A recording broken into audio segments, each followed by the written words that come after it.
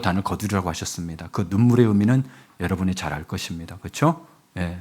억울함의 눈물이 아니라 정말 하나님 의지하는 눈물로 기도드렸기를 축원합니다. 여러분, 이 세상, 지금 요즘 우리 사는 세상, 우리가 추수감사절로 드리지만 여러분이 지금 이 땅에 살면서 드는 마음이 똑같을 것 같아요.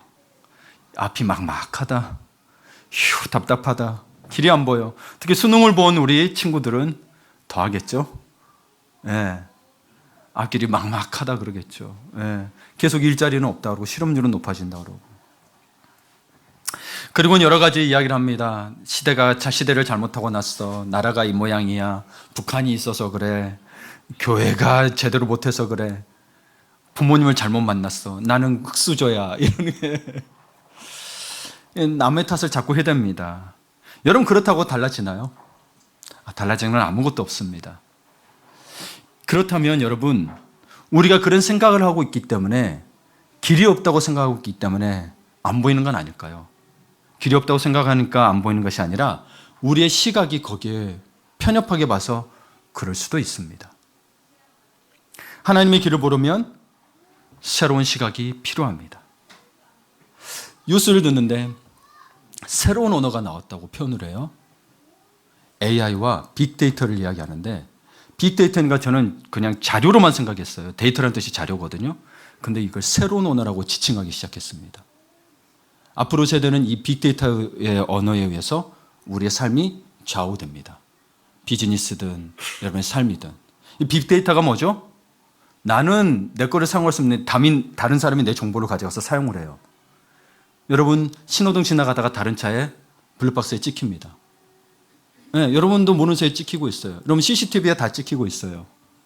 예, 여러분, 그리고 이 신용카드는 여러분이 뭘 사는가를 나타내는데, 이 신용카드를 최대한 1년치만 추적해도요, 여러분이 무슨 생각을 하는지 뭘 먹고 있는지 다 압니다. 프로파일러들은 그걸 다 밝혀냅니다. 우리도 알죠. 오늘 이 시간쯤에 여기 뭘 하러 갔겠네, 알거든요. 직장에 뭔 일이 있어가지고 이렇게 갔네. 그러면 이 데이터가 다 있는 거예요. 여러분도 모르지만. 그걸 빅데이터라 그래요? 이거를 새로운 언어로 지칭하기 시작했습니다. 그렇다면 여러분, 우리가 길이 없는 게 아니고 그 길을 안 보기 때문에 없다고 보는 것도 있죠. 이 새로운 시대를 오히려 새로운 기대라며 기뻐하며 즐거운 사람도 있을 테니까요. 그렇죠? 예, 우리도 생각해 보야 할 문제입니다. 그러나 여러분, 새로운 시각을 보기 위해서는 또 현실성도 이렇게 좀 봐야 되는 게, 우리나라에 좀 그 정권 교체를 많이 이뤘습니다. 지난 70년 동안 정권 교체를 여당이 됐든 야당이 됐든 진보가 됐든 자유가 보수가 됐든 바뀌었는데, 여러분, 지금이 더 살기 힘들어요, 안 힘들어요? 예, 힘들어요. 우리가 돈을 못 버는 게 아닌데 왠지 힘들어요. 이거는 여러분, 정권 교체가 우리의 문제를 해결할 수 없다는 걸 이야기합니다. 예, 진보든 보수든 그게 아니란 이야기예요. 그렇다면 우리나라에 있어서 우리나라를 또 봐야 될 게, 우리나라가 이번에 개발도상국에서 나오는 거 아시죠? 내년부터 실행이 되는데, 그러면 선진국에 들어갑니다. 원래 선진국이 이미 3만 불이 넘었어요. 물론 환율차에 따라서 3만 불 아래 갔다가 3만 불 되기도 하지만 지금은 환율에도 상관없이 3만 불을 넘었습니다. 근데 우리나라는 선진국이라고 하지만 여러분, 수준은 이 선진국에 있어서 가장 지표를 준 게 복지 수준이거든요. 그럼 프랑스가 작년에 1등을 했어요.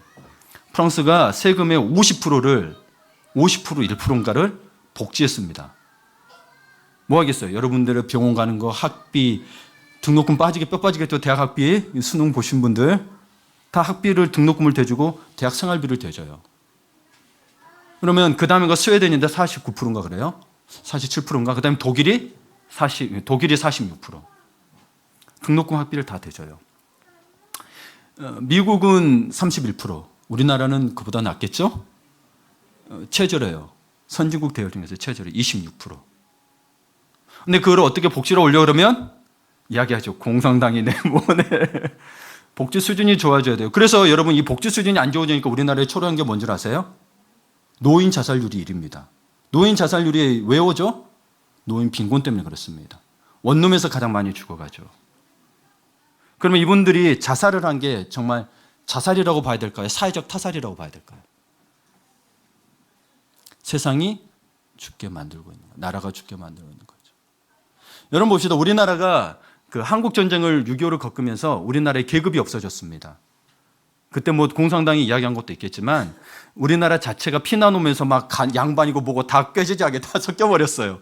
그럼 국제시장 영화 보셨죠? 그럼 거기 보면 다 섞여 있어요. 계급이 없어졌는데 그러면서 우리나라에 새로운 계급이 하나 생겼습니다. 학벌 계급. SK만 서울에서도 SK 스카이가 아니고도 구별되고요. 이 서울 외에는 다 지잡대라 그럽니다. 지방 잡학대라고 그래요. 심각하죠. 복지 수준이 높은 독일 같은 경우는 독일 등록금도 되고 생활비 내주는 데는 여기 국공립대학이 90%가 넘습니다. 우리나라는 사립이 90%가 넘죠. 부모들 등살 빠지는 거예요. 국공립이 되니까 세금으로 지원할 수 있는 거거든요. 예. 교수분들도 훌륭하시고 국가에서 해주니까 참 어려움이 있습니다. 참 우리 여기에도 50, 60년대에 사시는 분들 계시겠지만 그때는 우리나라가 너무 가난해서 이런가 보다고 열심히 일했습니다. 근데 그 열심히 일했는데 안 바뀌어요? 그래서 70년, 80년대 저 같은 세대들은 뭘 했어요? 데모를 했어요. 민주화가 안 돼서 그렇다. 투쟁투쟁 했어요? 근데도 안 바뀌네요. 사회적인 불평등은 어떻게 해야 될까요? 여러분 우리나라의 부가 어떻게 돼 있냐면 상위 5%가 가지고 있는 게 우리나라의 26%를 가지고 있습니다. 상위 5%니까 그런 말 하겠죠. 그러면 하위 50%는 우리나라 몇 프로를 가지고 있을까요? 한번 맞춰보세요. 생각해 보세요. 2%를 가지고 있습니다. 엄청난 차이 나죠. 여러분 더 심각한 게 우리나라의 부동산입니다. 상위 1%가 우리나라의 55%를 가지고 상위 1%가 55%를 가지고 있어요. 그럼 상위 10%는 몇 프로를 가지고 있을까요? 상위 10%는 97.6%라는 발표가 났습니다. 그러면 상위 10% 외의 90%는 3%도 안 가지고 여러분과 저는 3% 속에도 그 3% 속에 들어가 있는 거예요. 그래서 세습 자본주의, 이 자본주의 사회가 가져온 게 자본주의는 괴물이라고 이야기합니다. 자유시장 경쟁 체제를. 자본주의의 장점은 있어요. 나쁘다는 게 아니고 무한 경쟁 시대를 우리나라가 표병을 했고 그걸 따라왔어요. 그 자유시장 경쟁 체제를 하면서 빈부격차가 더 심해졌죠. 우리나라는 구조적인 게 바뀌지 않는다라고 대부분의 좀 깨어있는 학자들은 이야기를 합니다. 이 속에서 그리스도인들은 어떻게 살 것이냐?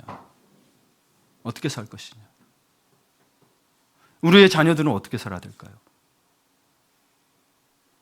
여러분 이 자유시장 경쟁체제가 가져온 이 경쟁체제는 우리나라를 정글로 만들어버렸습니다.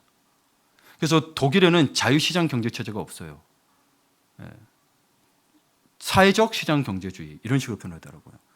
생태적 시장 경제체제. 그러면서 미래를 위해서 자꾸 하고 이 국민들에게 복지를 줄 수 있도록 자꾸 바꿔가더라고요. 여러분 우리나라가 근데 이 사회적이라는 말을 싫어하는데 사실 이 커뮤니즘이 공산당의 영어로 커뮤니즘이거든요.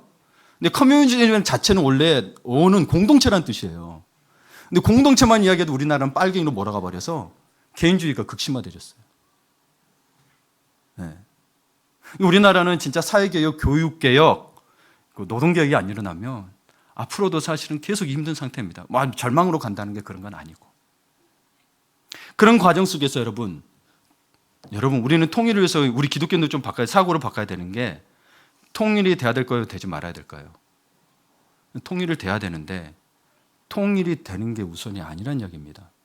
통일을 단순히 남북이 합해져다고 통일했을 때 여러분 문제가 발생되는 게 우리 이미 분단 체제에 있죠. 그러면 서로 자기 나라 방식으로 통일을 하려고 그런단 말이에요. 그러면 또 내전이 일어날 거 아니라는 거. 정치적 내전이 엄청나게 일어나겠죠. 그래서 여러분 사실 우리도 기독교인들도 깨야 돼요. 무조건 옛날에 보수적인 관점에서 통일을 기도해야 되고 그래야 된다고 했지만 분단 체제가 되고 이 시대는 그리고 세계적 평화를 추방하고 있습니다. 그러면 남북 간의 평화적인 우선 협정들이 체결이 되고 통일은 점진적으로 이루어져야 되는 부분입니다. 근데 우리는 다 통일을 어떻게 해요? 그냥 합치는 것만 생각하잖아요. 아니에요. 남북 간이 존재하더라도 통일은 가능합니다. 사고를 바꾸셔야 됩니다. 오늘 하나님의 생각은 우리의 생각보다 높고 다르다고 이야기하십니다. 그렇다면 여러분, 우리는 새로운 길을 보기 위해서 하나님의 시각을 가져야 합니다. 아멘. 예. 여러분에게 또 특별한 이야기를 하려고 합니다. 예수님은 산상설교에서 문을 두드리라. 그리하면 열릴 것이라 그랬습니다. 문을 두드리는 게 뭐예요? 기도하라는 겁니다. 근데 우리는 그냥 무조건 두드렸거든요. 근데 어떤 책을 보다 보니 이런 글을 써놨습니다. 그런데 어떤 문이 열릴 것이라고 말하지 않으셨다고. 문을 두드려요. 그래서 저도 제 기도를 들어봤어요. 어떨 때는 기도응답 받는데 어떨 때는 안 받는단 말이에요. 여러분, 어떤 문이 열릴 것이라고 말씀하지 아니었다는 이야기는 그 말은 내가 두드리고 있는 문이 열릴 문이 아닐 수도 있다는 거예요. 하나님이 말씀하신 문이 아닐 수도 있다는 거예요. 자신이 두드리는 문 말고 다른 문이 있다는 겁니다. 그래서 이 다른 문을 보기 위해서는 선입관을 버려야 한다고 합니다. 선입관을 버리고 새로운 시각을 가져야 되는데 이 선입관이 뭐예요? 어떤 대상, 어떤 일, 어떤 믿음에 대해서 이미 자기 마음속에 고정관념을 가지고 있어요. 성경적인 관점이 아니고 자기가 신앙 체험하고 자기가 경험한 거에 굳어져 있단 말이에요. 그래서 성경에서 이야기한 걸 자꾸 못 받아들이고 나는 이랬는데 그건 본인에게 하나님이 해주신 거잖아요. 그러면 이 선입관을 버리시기 위해서는 반드시 여러분 뭐가 필요하죠? 하나님의 말씀이 필요하고. 이 선입관을 가지고 있으면 굉장히 목회자들하고 많이 부딪힙니다. 그 리더들하고 부딪히게 됩니다. 그러면 새로운 방향을 나가지를 못해요. 여러분 아까도 얘기했지만 AI 시대에 빅데이터가 새로운 언어가 됐잖아요. 그럼 여러분 생각을 바꿔야 될까요? 안 바꿔야 될까요? 어른들도 몰라도 그거 따라야 되거든요. 시대가 바뀌면. 안 바뀌면 어떻게 돼요? 변화가 없죠. 자녀들까지도 거기에 대물림하게 돼요.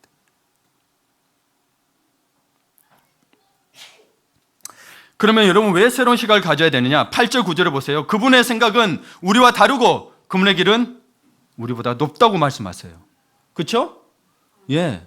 내 생각이 너희와 생각과 다르며 9절은 내 길은 너희 길보다 높으며 내 생각은 너희 생각보다 높죠. 그러니 여러분 새로운 길인 거죠. 나보다 높고 나보다 뛰어나기 때문에 나는 모르는 길이니 새로운 길인 거예요. 그동안 우리의 길을 알고 있는 것은 이미 구길이 되어버린 거죠. 그래서 우리가 모르는 새로운 문을 두드려야 합니다. 예, 전도도 마찬가지예요. 예, 전도의 방식도 계속 바뀌어가잖아요. 교회마다 골머리를 앓고 있습니다. 어떻게 전도를 해야 될지. 옛날 방식으로 무조건 치렀더니 때렸더니 못 오라고 전화로 하죠. 전화해야 되는데 어떤 게 효율적이냐를 찾고 있는 거죠. 여러분 또 봅시다. 2012년에 130년간 세계 필름 시장을 장악했던 코닥이 무너졌습니다. 시대를 읽지 못해서 디지털 기술에 밀려 파산 보고 요청을 했습니다. 시대에 따라서 본질은 변하는 게 아니에요. 시대에 따라서 우리가 어떻게 대응할 것이냐를 그걸 바꾸는 거지. 자꾸 복음이 바뀌는 건 아니에요. 변함이 없어요, 복음은. 예, 그래서 여러분 코닥이 있던 곳이 뉴욕 로제스터라는 곳인데 이곳이 슬럼가가 될 것이라고 모두들 이야기했어요. 6만 명에 이르렀던 코닥 직원들은 2013년에는 2천 명으로 줄었습니다.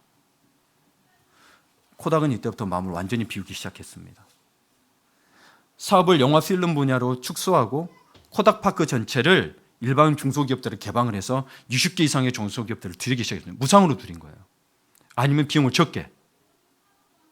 그리고 코닥은 가지고 있던 자기들의 생산 기술들을 사용할 수 있도록 해주고 비싸잖아요. 자기들 생산 기술 독점 기술이에요. 이거를 기술을 공유하기 시작했습니다. 그랬더니 이 신생 중소기업들이 코닥으로부터 그런 화학기술, 제로기술들을 배워가지고 새로운 기술에 응용하기 시작했어요. 어떻게 필름 공장에서 그런 기업들이 나오는지 모르는 파스타 소스 공장이 나왔어요? 신기하죠? 엔지니어링이 나오고, 식품이 나오고, 건설도 나와요? 서비스, 의료까지 이 중소기업들이 점점 확장되네요. 생각을 바꿨죠. 우리가 대기업을 하게 해도, 우리가 큰 교회도 우리 생각이 다 옳은 게 아니에요. 그래서 이기심을 버리지 않으면 여러분 새로운 길을 볼 수가 없는 거예요. 그래서 이러한 중소기업들은 코닥에게 받은 은혜를 코닥에게 해고돼서 일자리를 잃은 이 직원들을 채용하면서 은혜를 갚았습니다. 그래서 여러분 일자리가 없으면 그 도시 인구가 줄잖아요. 거기가 2만인가 21만인가 제가 숫자가 뒤에 공이 안 나네. 하여튼 10,000명밖에 안 줄었어요. 인구를 그대로 유지했어요. 불과 3년이 지난 후에 이 로체스터는 미국에서 가장 일자리 구하기 좋은 도시 1위로 등극을 했습니다. 여러분, 길이 없는 게 아니라 과거의 것을 버리고 새로운 길을 보게 된 거죠. 여러분, 그래서 이 새로운 길을 보려면 자기가 알고 있는 이기심을 버려야 됩니다. 내게 맞다는 거 버려야 돼요. 그래야 시야가 넓어져요. 안 그러면 못 봐요. 네. 여러분, 그래서 시야가 넓어지면 전혀 다른 길이 보이기 시작하는 거예요. 그렇죠? 네. 그래서 나 자신만 거대해지고 나만 배불리는 게 아니라 서로 함께 윈윈하는 새로운 길을 봐야 되는 거예요. 이 시대가 그러게 됐어요. 나 혼자만 잘 먹고 잘 살아도 환경 오염은 되고 피폐해집니다. 그럼 그 사람 잘 먹고 잘 사는 자녀도 다 그 공기 마셔야 되는 거예요. 다 똑같습니다. 하나님은 그분의 백성들에게 세상이 알지 못하는 새로운 길을 열어주시겠다고 말씀하고 계신 거예요. 그러기 위해서 주신 비법이 오늘 기도인 거예요. 기도인 거예요. 열릴 문을 잘 찾아 먼저 두드려야겠죠? 두드린 문을 잘 찾는 방법은 하나님을 아는 거죠. 하나님을 어디서 알아야 돼요? 말씀에서 하는 거죠. 말씀에서 여러분 계속 하나님을 찾고 구하지 않으면 여러분 생각에 있는 하나님만 생각합니다. 딱 자기 틀에. 하나님은 내 틀에 가둘 수 없는 분인데. 그렇죠? 그렇게 되면 하나님이 아니죠. 내 틀에만 갇혀져 있다. 제한된 하나님이 되잖아요. 그러면 제한이 있다면 전지전능이란 말이 붙일 수가 없어요. 그렇다면 여러분 비법이 기도라고 했는데, 그렇다면 이 기도를 하면서 놓치지 말아야 할 게 두 번째가 은혜의 때를 놓치지 말아야 합니다. 예. 그래서 6절을 함께 읽어볼까요? 6절 한번 띄워주세요. 자, 시작. 너희는 여호와를 만남 만한 때에 찾으라. 가까이 계실 때에 그를 부르라. 아멘. 예, 여기서 여호와를 찾으라는 말은 그냥 대충 찾는 게 아니고 필사적으로 부지런히 찾으라는 이야기예요. 우리 목요일에 중보기도 있습니다. 예. 마치 끈질긴 사냥개처럼. 예. 우리 빌리 그레함 손자분이 그런 책도 줬어요. 그 은혜의 추격전이라는 책도 썼어요. 그래서 추격전에 사냥개가 은혜가 우리를 그렇게 쫓아온대요. 하나님의 은혜가 사냥개처럼 쫓아온대요. 포기하지 않는 하나님에 대해서 이야기하시면서 그런 표현을 썼더라고요. 저도 여기에 써보고 싶습니다. 우리도 부지런히 주님을 찾아야 됩니다. 예, 사냥개처럼. 믿음은 하나님을 필사적으로 찾는 거예요. 기도의 핵심적인 자세는 하나님을 갈급해하는 목마름입니다. 그래서 여러분, 저도 이 시대를 겪었지만 어머니 따라서 기도인가 그러면 그런 찬양 정말 많이 손들고 들렀어요. 전부여 의지없어서 손들고 옵니다. 그때는 뭐도 모르고 주 나를 박대하시면 어디 가니까 눈물을 흘리면서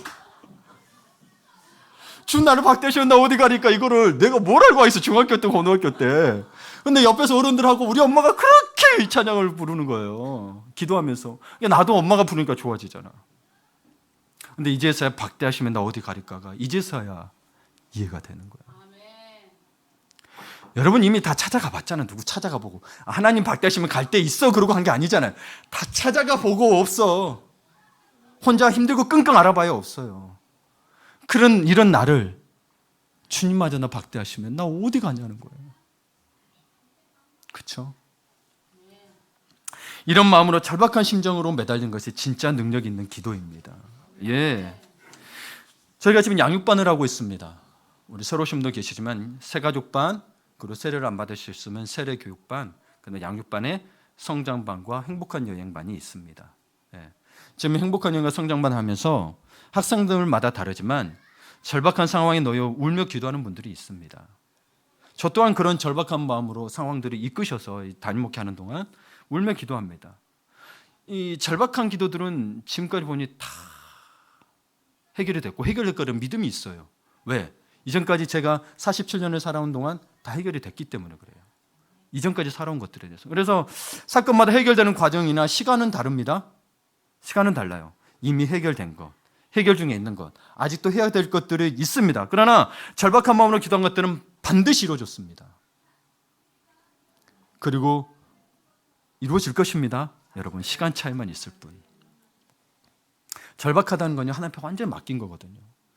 예. 그리고 내 뜻이 아니라 주님 뜻대로. 내가 다 해봤는데 주님 뜻대로.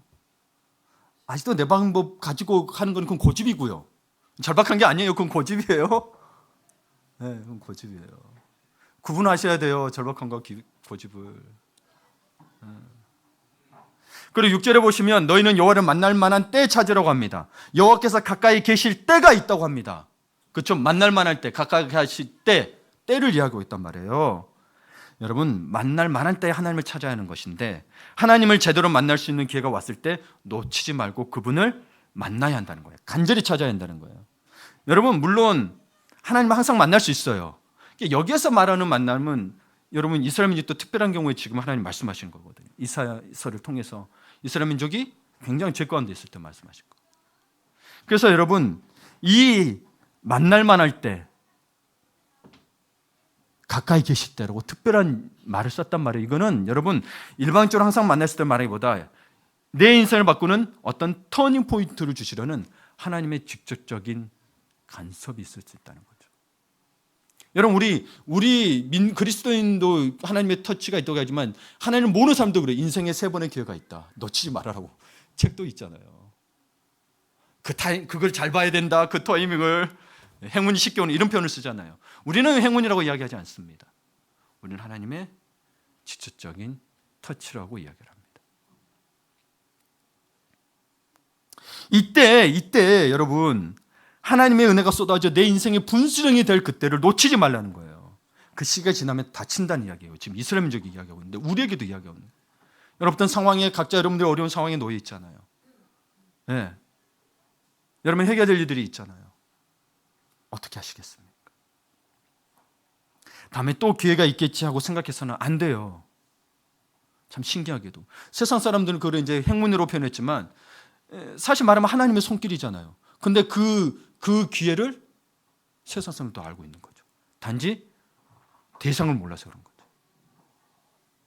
근데 우리는 그냥 막연하게 그냥 하나님 알아서 해주시겠지 해주시는데 특별한 터치가 있다는. 여러분 인생에 정말 터닝 포인트들이 있잖아요. 가장 큰 터닝 포인트가 뭐예요? 여러분 예수 모르는 사람들이 예수 믿고 지금 여기 이 자리에 앉아 있잖아요. 그게 가능해요? 아니 그게 정말 불가능한 일이에요. 사실은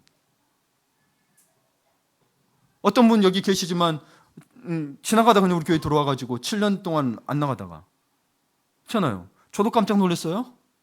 예, 웃고 계신 분 계세요? 예. 모르겠어요. 제가 그걸 어떻게 해석해야 되죠? 하나님의 손길이라고 말할 수밖에 없잖아요. 그래서 이 타이밍 때 여러분 전심전력으로 기도할 때인 거예요. 기도하지 않으면 이게 지나가요 또. 그냥 나 부른 것 같은데 그냥 나 하나님 나 이렇게 만진 것 같은데 내가 이렇게 한 것 같은데 내가 그걸 놓치고 여러분 뭐 사업이든 뭐가 됐든 간에 그걸 하나님 인도하심이 마음속에 막 있어. 근데 그래 나 이거 먼저 하고 해야지 했더니 지나가 버린 거예요. 왜? 기도하지 않았어. 전심전력으로. 말하자면 만날 만한 때에 지금 찾으라 부르짖으라는 게 뭐예요? 기도하라는 거잖아요. 그거 지금 하지 말고 다른 거 만사 다 제쳐두고 나한테 와서 기도해라. 내가 내 인생의 주인 아니냐 그 이야기하고 있는데 우리는 다 환경 일어나는 거 보고 뭐 형편 이런 거 보고 그거 다 처리하고 올라 그래요. 아니요. 때로는 그게 엉망이 되더라도 엉망이 될수록 내려놓고 주님 앞에 와야죠. 예. 왜? 엉망까지 안 되면 계속 그거 붙들고 있으니까.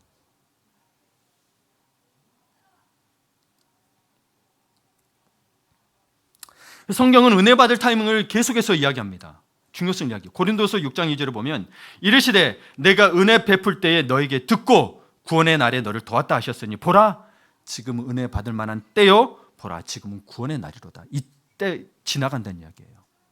때가 있는데 지나간다는 이야기예요.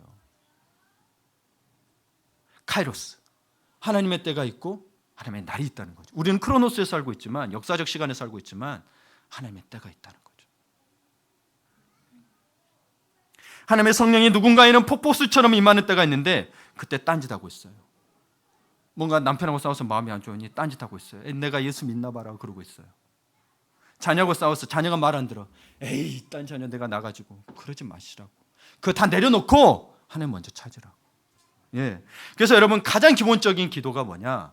주기도문에 가르쳐요. 하늘에 계신 우리 아버지여. 아버지의 이름. 그분이 어떤 분이신지 먼저 고백하는 거예요. 내가 머물러 있던, 내 문제에 머물러 있던 시선을 하늘에 계신 아버지께 옮기는 거라고요.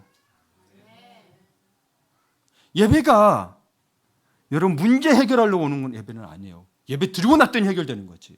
예배는 전적으로 하나님 앞에 경배하는 거지, 내 문제 해결하는 게 예배가 아니에요. 그거는 그냥 여러분 간구예요. 여러분이 어떤 문제가 있든 어떤 상황이 됐든 어떤 아픔이 있든 간에 예배의 초점은 하나님이에요. 저도 아니에요. 앞에 뭐 빈다고 뭐가 아니에요. 예배 때는 그냥 하나님을 경배합니다. 내 소원, 내 걱정, 염려, 상황 온통 시선이 거기에 가 있으면 하나님 반 예배, 반은 거기. 온전한 예배인가요? 하나님이 어떤 자를 찾으시나 했죠? 성령과 진리로 예배된 자를 지금도 찾고 계신대요. 그럼 여러분 진리가 빠졌어요? 빠져버렸잖아요. 우리가 고민해야 돼. 진짜 예배가 무엇인지 고민해. 그거를 삶에서도 살아나는 거예요. 교회에서만 그게 아니고, 교회에서만 와서 예배 드릴 거면 저도 교회 안 할래요. 여러분 삶에서 그리스도께 살아라고 지금 계속 저도 말씀 준비하고 성경 공부도 하고 양육반을 하는 거예요. 삶에서 그렇게 살지 못하고 교회에서만 나이 쓴 척하면은 그게 무슨 그리스도인이에요? 주님이 그렇게 살아라고 했나요? 라고 저에게 이야기합니다. 저도. 그래서 무지했습니다. 저도 기도하고, 어제 지었던 죄들이 생각나면 또 아침에 와서 기도하고. 저는 여기 있으면 혼자 있을 시간 많으니까 참 은혜예요. 여기 와서 그냥 기도하면 돼요.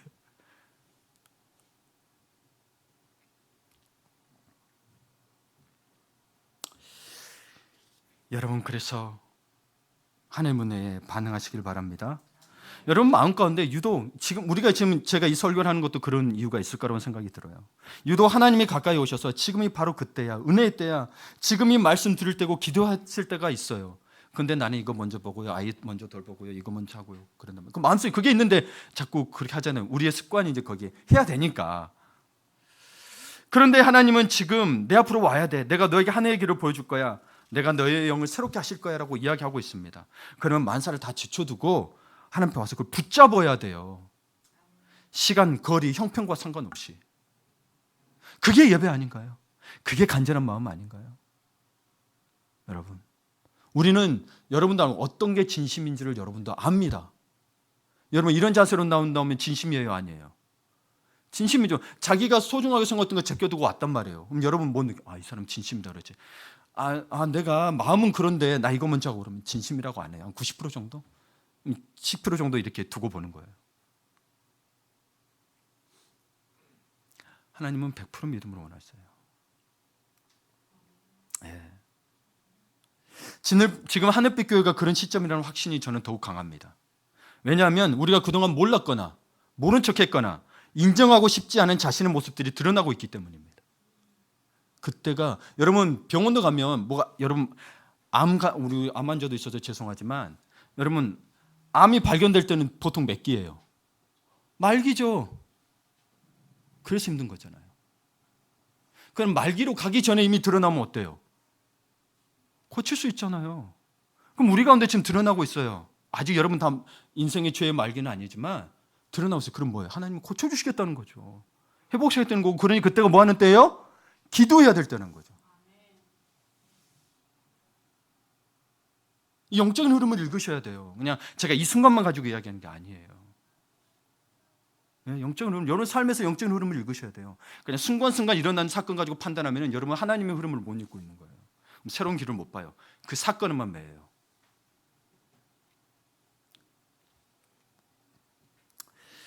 그래서 여러분 때로는 그러다 보면 기도하다가 힘들고 지칠 때가 있잖아요.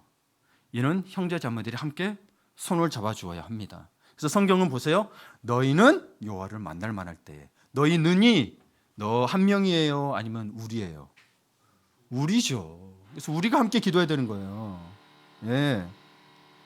그래서 함께 기도하면 중간에 지쳐도 다른 사람의 기도가 서로를 받쳐줄 것입니다. 그래서 공동체가 좋은 거예요. 여러분 자꾸 드러내셔서 같이 기도해야 돼요. 여러분 만약에 누가 내 걸 갖다가 누가 가서 이야기할 수도 있어요. 근데 그걸 다 감추기 시작하면 교회는 오이코스 공동체가 안 돼요. 성경에 바울이 교회를 오이코스라고 그랬어요. 오이코스의 개념은 가족 개념이에요. 그래서 우리를 형제 자매라고 이야기하는 거예요. 집에서 가족끼리는 이야기하는데 교회에서는 이야기를 못해요.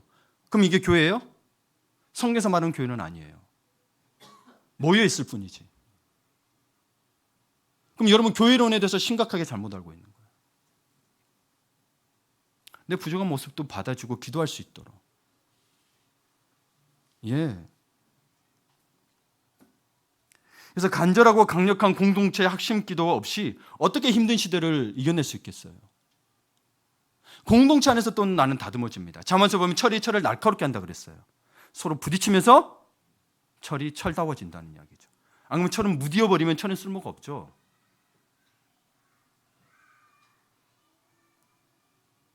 우리는 부딪히면서 우리 자신을 발견해요. 안 부딪히면 내가 어떤 존재인지도 몰라요. 내 속에 있는 죄성도 몰라요. 안 그래요? 그럼 봐보세요. 저도 그걸 발견하고 굉장히 기도합니다. 여러분, 우리가 가장 급부된 문제는 여러분에게 닥쳐올 문제도 있고 뭐 죽음에 이르는 병도 있겠지만 사실은 죄의 문제를 근본적으로 해결하셔야 돼요. 그래서 구원의 기쁨이 없으면 다시 마음을 돌이키셔야 돼요. 구원이 우리가 받는 게 그냥 은혜라는 표현이 솔직히 그 예수 그리스도의 보혈이 우리가 받을 자격이 되냐고요. 우리가 죄를 지었잖아요. 근데 그 귀한 피를, 온 우주로 다 죽어도 살 수 없는 그 귀한 피를 우리는 너무 가볍게 여기고 있는 거 아니라는 거예요. 구원 앞에 우리는 겸손해져야 돼요. 나 같은 죄인을 살려주셨고, 그래서 내가 깨끗하다 그게 아니고 나를 의롭게 해주셨구나. 그러니 주님 없이는 나는 사는 게 불가능하다. 그냥 내 인생이 힘들어서 주님 없이는 불가능해. 누가 위로해 주겠어? 위로의 차원이 아니고요. 내 생명을 구원해 주신 분이라고요. 여러분이 영원한 형벌에 들어가느냐 아니면 영원한 생명 가운데 들어가느냐를 결정짓는 거예요. 여러분 잠시 잠깐에 사는 거라고 이야기합니다. 이 땅을. 그렇죠? 그럼 영원히 사는 곳이 있다는 거예요. 죽음 뒤에. 마치 이 땅만 전부 살 것처럼 우리 인생을 그렇게 살지 않았으면 좋겠습니다. 아멘. 예. 여러분 그래서 우리는 기도하는 네트워크가 되어야 됩니다. 모든 예배와 사역을 위해서 다 함께 손잡고 기도하는 네트워크가 형성되기를 바라고 있습니다. 왜 네트워크라고 하냐면 나는 멀리 있으니 종보기도 참여 안 해도 괜찮아가 아니라 멀리 있어도 같은 시간에 기도하십시오. 네트워크가 참 좋은 말이에요. 같이 기도한 동지들은 같이 하나님의 길을 뚫습니다. 혼자만 뚫고 나가는 건요, 그건 개인 신앙이에요. 우리 인천에 제자교회 있을 때도 그랬잖아요. 뭐라 그래요? 멀리 가려거든 어떻게 가라고요? 함께 가라 그랬죠. 교회는 멀리 가야 되거든요. 중보기도 없이 어찌 멀리 가요? 그리고 여러분 각자 터전에서 기도하고 있는 걸 알아요. 근데 여러분 중보기도를 통해서 사역과 예배를 기도할 때는 목회자를 통해서 주시는 하나님의 비전과 그리고 교회의 가치와 사명들에서 함께 기도하라는 거죠. 그게 우리의 교회의 존재의 가치이기 때문에. 그렇죠? 근데 혼자서 하면은 자기 생각대로 하거든요. 저는 공동체에서 기도하며 준비하잖아요. 그럼 여러분이 하나님께 저에게 주신 가치와 사명, 여러분 전도사님도 우리 양육하다 보면 그래요. 본인도 처음엔 몰랐어요. 근데 계속 보다 양육하고 하면서 이 가치와 사명을 왜 하는지 이제 알겠대요. 이제 알겠대요. 목회하셨던 분이잖아요. 옛날에 사모님이셨으니까. 그래서 교회는 나눔이 굉장히 중요합니다. 혼자 다 한다고 정말 성령께서 다 가르쳐주시면 좋겠죠. 근데 성령께서 혼자 하라고 하는 성경은 없는 것 같아요. 성경은 항상 우리 하나님 자체가 뭐예요? 우리 하나님 자체가 공동체거든요. 성부, 성자, 성령. 결코 혼자가 아니에요. 한 분이시지만 이분 자체는 공동체예요. 공산당이 아니에요. 세 번째로 마지막입니다. 하나님의 길로 가면 말씀이 성취되는 것을 경험합니다. 하나님의 길로 가는 것. 10절 11절을 좀 띄워주실래요? 같이 읽겠습니다. 이는 비와 눈이 하늘로부터 내려서 그리로 되돌아가지 아니하고 땅을 적셔서 소출이 나게 하며 싹이 나게 하여 파종하는 자에게 종자를 주며 먹는 자에게는 양식을 준 것 같이 내 입에서 나가는 말도 이와 같이 헛되어 내게로 되돌아오지 아니하고 나의 기뻐하는 뜻을 이루며 내가 보낸 일에 형통함이니라. 아멘.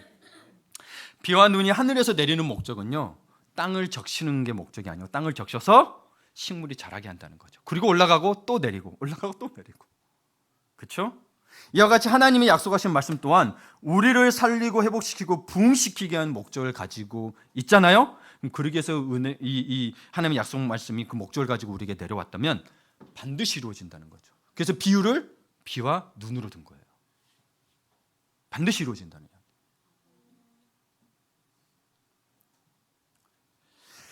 여러분, 이래서 하나님의 뜻이 확실한 것을 알 수 있습니다. 우리는 말씀 받은 우리는 하나님의 말씀이 내 삶에서 반드시 이루어질 것을 믿어야 합니다. 아무리 현실이 암담하고 우리가 답이 보이지 않는다 해도 하나님께서는 뜻밖의 방법을 동원해서 반드시 이루실 것입니다. 아멘. 현실과 믿음은 다르다. 그럼 믿음을 택해야 됩니다. 당연히 현실과 믿음은 다르죠. 달라요. 다르니까 현실을 택하는 게 아니에요. 현실에서 믿음을 택했더니 우리가 손해보고 다칠 수 있고 피해볼 수 있어요. 그러나 뭘 택해야 될까요? 우리가 정말 하나님이 주인이라면, 예수님을 구주로 고백했다면 믿음을 택해야 되죠. 여러분, 아브라함에게 줬던 아들을 가서 제물로 삼아라는 게 그게 현실적이에요? 아니죠. 현실을 보면 하나님 주셨거든요. 이삭을 하나님 주셨어요. 근데 바치라는 게 말이 돼요? 앞뒤가 안 맞죠. 근데 아브라함은 하잖아요.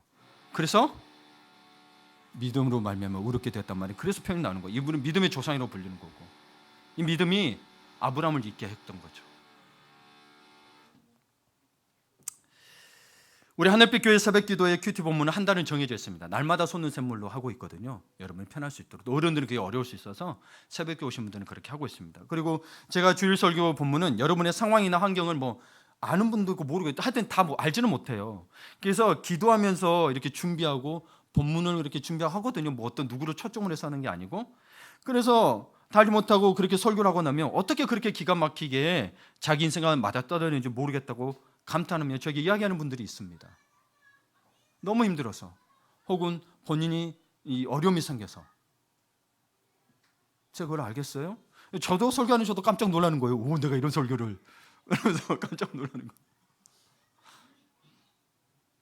여러분, 그렇습니다. 말씀은 내 인생과 상관없는 추상적인 게 아니에요. 말씀을 모른다 하면 말씀이 추상적으로 되는 거예요. 그런데 성경에 보면 말씀은 살아있고 운동력 있는 거라고 했거든요. 그럼 추상적이에요? 실제적이에요? 실제적이죠. 근데 왜 자꾸 모른다면서 여러분 추상적으로 만드세요? 그러니 말씀이 제한적으로 밀어요. 자기가 알고 있는 것만 일어나는 거예요. 그게 편협한 시각이라는 거예요. 성경은 전체를 봐야죠. 네. 그래서 믿는 자의 인생은 말씀이 성취되는 삶입니다. 정말 저는 어떻게 막 해갖고 100억을 받아버렸더라 이거 말고 하나님 말씀대로 진짜 어려운데 하나님 말씀대로 선택했더라. 저는 그게 감동이 됩니다. 예수님 때 기도했더니 내가 사업이 엄청 잘 됐어. 그건 세상 사람도 안 믿는 사람도 다 해요. 사업 잘해요. 지금 매출씩 갖고 말했잖아요. 상위 10%가 96.7% 가지고 있다고. 근데 정말 그리스도인답게 사는 것은 저는 저게 감동이 됩니다. 여러분, 서울의 한 강남 지역이었던 것 같아요. 거기에 장애인 학교를 세우려고 했어요. 근데 반대를 했어요. 그래서 안 됐어요. 근데 거기에 무려 70%가 기독교인이에요. 왜 학교를 못 쓰겠냐? 집값 떨어진다고. 그런 이야기 들을 때마다 속이 탑니다.